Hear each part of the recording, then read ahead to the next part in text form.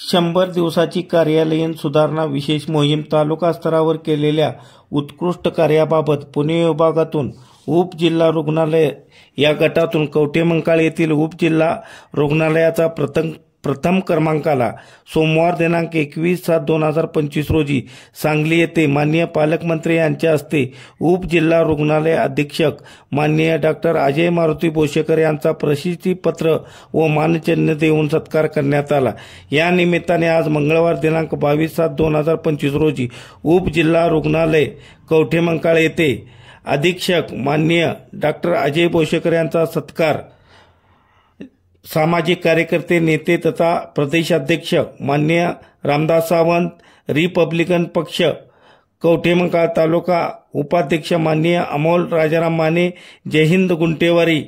सेनेचे कवठेमंकाळ तालुका उपाध्यक्ष माननीय पैलवान भारत गावडे यांच्या वतीने माननीय अधीक्षक यांचा सत्कार करण्यात आला। जय हिंद गुंटेवारी सेना व रिपब्लिकन पक्षाच्या वतीने आज कवठेमंकाळ रुग्णालय येथे अधीक्षक यांचा सत्कार करण्यात आला।